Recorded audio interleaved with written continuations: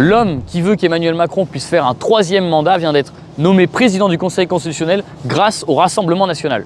Déjà, Richard Ferrand, c'est qui? C'est l'ancien président de l'Assemblée nationale, c'est un fidèle de Macron qui a perdu les élections législatives, c'est pour ça qu'il est plus président de l'Assemblée ni même député. Et c'est aussi quelqu'un qui avait été mis en cause dans une prise illégale d'intérêt dans une affaire qu'on appelait les mutuelles de Bretagne. À l'époque, il avait été relaxé pour prescription.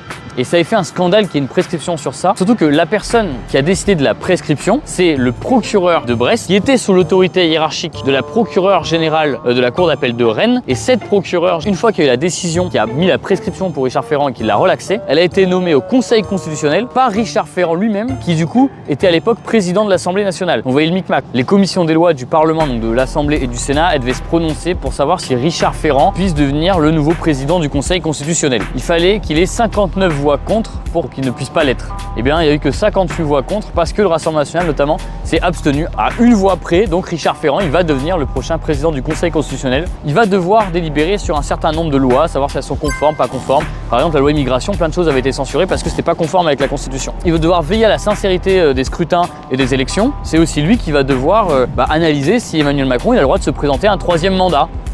No God! Alors que Richard Ferrand lui-même avait dit qu'il souhaitait qu'Emmanuel Macron puisse se présenter à un 3e mandat. C'est la raison sans doute pour laquelle le Rassemblement national s'est abstenu. C'est lui qui va devoir délibérer pour savoir si Marine Le Pen peut être candidate à la présidentielle si elle devient inéligible. Autant vous dire que le Rassemblement national, pour être sûr qu'il puisse avoir Marine Le Pen comme candidate à l'élection présidentielle alors qu'elle risque d'être condamnée pour tout un tas de détournements au Parlement européen, il décide de nommer une personne qui sans doute va peut-être permettre à Emmanuel Macron de se présenter une 3e fois à un mandat électoral et de prolonger le cauchemar dans lequel on vit depuis 2017.